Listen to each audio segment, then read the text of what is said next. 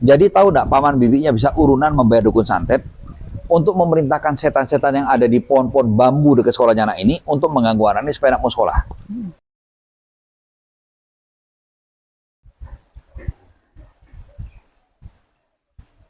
Ya, selamat siang. Ketemu lagi dengan Jana di rumah Pak Rudi Winata. Selamat siang, Pak. Selamat siang Mbak Jana, selamat siang Bapak Ibu. Ya, ini ada cerita ada anak sekolah yang keluarga mereka miskin, tetapi anak ini rajin sekali sekolah. Dan kemudian paman dan bibinya menyuruh jin-jin sekitar sekolah untuk mengganggu anak ini sehingga dia tidak berani sekolah lagi, Pak. Nah, diharapkan tidak menjadi sukses begitu. Ya, jadi begini Mbak Jana, ini sebetulnya masih satu rute perjalanan saya, tur Palembang Jambi, ya, sekitar 15 tahun yang lalu kurang lebih ya. Nah, yang berkaitan dengan yang tadi yang polisi muntah-muntah di Jembatan Ampera, nah, pada perjalanan itu. Saya waktu itu bicara di aula kalau nggak salah ya, kayak tempat ruang pertemuan besar gitu, dan undangan banyak Mbak Jana, sekitar 100-200 orang, banyak. Nah, saya sudah mulai presentasi menjelaskan tentang kalung galasur. Ada anak kecil usia SMP lah, cewek ya, masuk dengan ibunya. Tiba-tiba begitu mau duduk, kesurupan hebat luar biasa. Wah, semburat semua orang lari semua.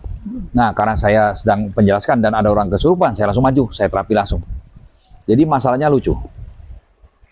Satu saudara kandung, saudara bersaudara, ibunya anak ini paling miskin. Saudara-saudaranya seneng karena ibunya ini miskin. Jadi biarkan tetap miskin. Tetapi terjadi hal yang kontras, anak-anaknya yang kaya-kaya tidak mau sekolah. Sedangkan ibunya anaknya miskin, tapi anaknya rajin sekolah, pinter, juara. Jadi tahu nggak paman bibinya bisa urunan membayar dukun santet untuk memerintahkan setan-setan yang ada di pohon-pohon bambu dekat sekolahnya anak ini untuk mengganggu anak ini supaya anak mau sekolah. Jadi makanya setiap anak di sekolah ada aja kendalanya, sakit lah, ketakutan lah, apalah, ada aja kendala. Begitu kita sikat, kita keluarkan, dem, anak sekolahnya lancar. Saya bilang apa? Kamu ya, perhatikan, kamu nggak boleh sekolah supaya kamu nggak jadi orang pintar, supaya mamamu jadi orang miskin. Justru kamu harus sekolah, kamu jadi orang sukses, jadi orang kaya, kamu senang-senang orang tuamu. Biarpun sekarang mamamu paling miskin di antara saudara-saudaranya, nanti kamu bisa mengangkat harkat martabat orang tuamu. Jadi demikian Mbak Jana, banyak kejadian Mbak, yang orang-orang bikin anaknya nggak bisa sekolah, anaknya takut sekolah, kadang-kadang memang sekolahnya berhantu, sekolahnya ada setannya, banyak. Anak-anak akademi perawat di Sanglah, di Denpasar, itu banyak kena. Sampai dicari, sampai udah pindah dari asrama pindah ke tempat kos dicari. Nah, kemudian salah satu anak dari teman lama kita, anak dari Bagus Musaria juga sama.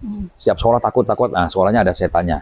Pakai kalau langsung klik langsung. Jadi demikian banyak. Tapi dalam hal ini yang kejadian perjalanan saya di Sumatera itu berbeda.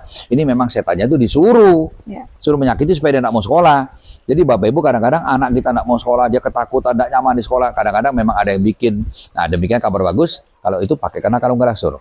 Karena setan, leak, santet, jin jahat punya kekuatan maksimal menahan 350 kuantum mekanik. 500 mega mati. Nah kalung galasur punya kekuatan ribuan, bahkan mencapai 10.000 mekanik. Itu membuat anak kita menjadi aman. Demikian Mbak Jana. Terima kasih Pak. Semoga menginspirasi bagi para orang tua. Pakaikanlah anak-anak Anda kalung galasur sejak mereka masih kecil untuk proteksi dan juga untuk meningkatkan imunitasnya. Ya, terima kasih.